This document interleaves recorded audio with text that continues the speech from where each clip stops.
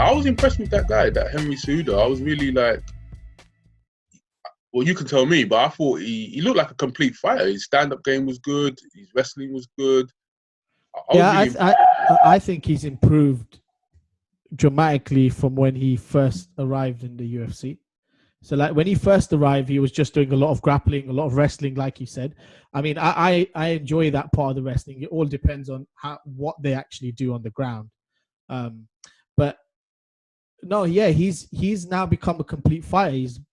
He's got power in his hands and legs. His stance changed after losing against Demetrius Johnson the first time. So with this fight, I don't know. I saw it was brilliant in the sense that I saw at first I saw Cejudo was the one taking a back step in the first round. I saw Dominick Cruz doing more of the pressure work initially, right? And I thought Cejudo was getting the better of Dominick Cruz in the first round anyway, right?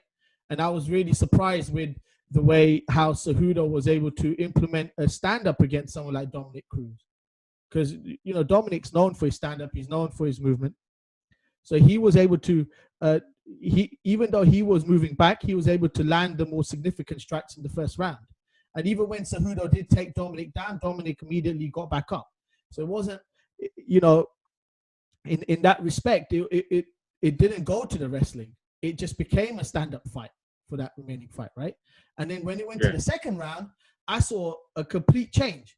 I saw Dominick Cruz actually doing well, right? So he was now landing the punches, right? And I saw Cejudo trying to pressure. So even though he was pressuring Dominick more, I thought actually Dominick won that second round until the end, right? Because once the headbutt came in, then the ref stopped it. It was like something happened to Dominick's momentum for a second. And as soon as the fight kicked off again after the headbutt, Cejudo landed the big knee and then dropped Dominick.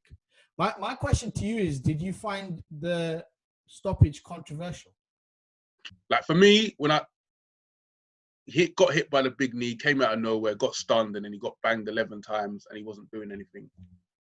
I think you have to look at it from the fact that this is a championship fight, right?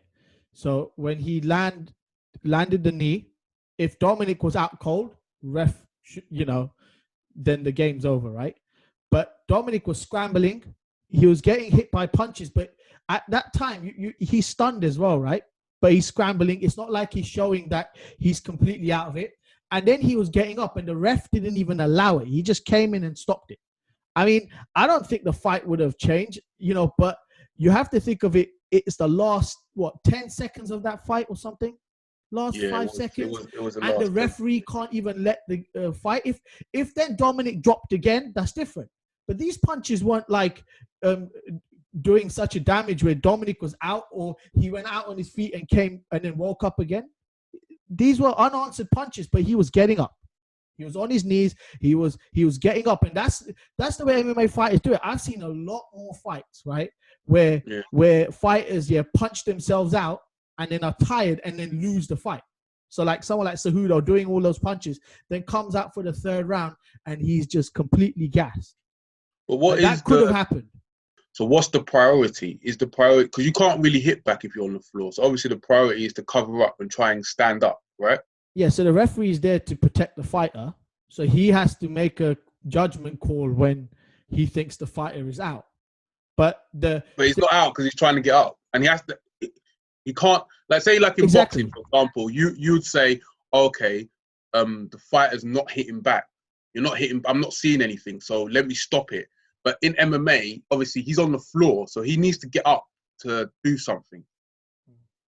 So what was he meant to do differently to not have that fight stop? Was he meant to hit from when he was on the floor? No, he's meant to protect him. He's meant to try to hold his hands or his legs, cover up. Okay. So he wasn't doing any of that. But that's hard to do when someone like Cejudo is standing above you with the stance he's got, and he's literally on top of you doing ground and pound. And Cejudo's not light. Like you see the thickness of his legs. He's quite, he puts on probably a lot of weight when he comes into that octagon. His weight's above you. But Dominick was getting up. If Dominick Cruz would have got up, there was no way that Cejudo would have kept landing those unanswered punches, right? And then the buzzer probably would have gone. And then it could have been round 3. And I think that's why Cruz showed such a frustration, during his like post-fight interview or something about it. And he made complete sense. He said, how can someone be knocked out standing up? And he was getting up at the time, and the referee should have saw that. It's his job. At the end of this, the referee's job, even though he's there to protect the fight, he understands that this is a title fight. There's a lot of money involved. So, I think it's because he was getting up, because I've seen the MMA fights I've watched. I have seen a lot of guys, like when they're on the floor, they just get pounded and the referee just calls it. Like even like, say, for example, in the fight before with the heavyweights, obviously that guy got dropped. As soon as he dropped straight, the big guy came in to like give him 1-2, but you could tell he was out. So the referee just done it. Whereas in this case, obviously Cruz was getting up and it was the end of the round and it's a championship fight. So, but potentially, I don't know, does the referee look at the time? Because, you know what I mean? Is the referee aware? He's not meant to look at the time.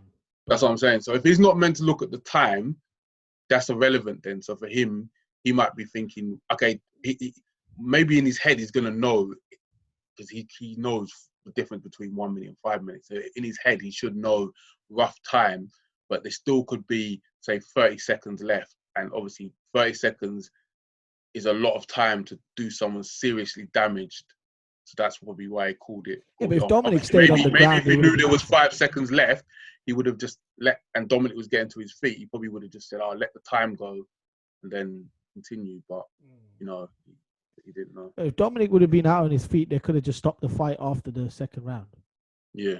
So, but the controversy is because Cejudo's done this to Dillashaw before, where he's landed a parade of punches. But I think that was a proper knockout. But he landed a parade of punches, and then Dillashaw said he could have got up, but he wasn't actually getting up. But so there's a lot of MMA fighters that do that, where they just land like a bunch of punches and hoping for the referee to stop it. Yeah, it's good tactics. Yeah, but regardless of the controversy, right? It could, Cejudo.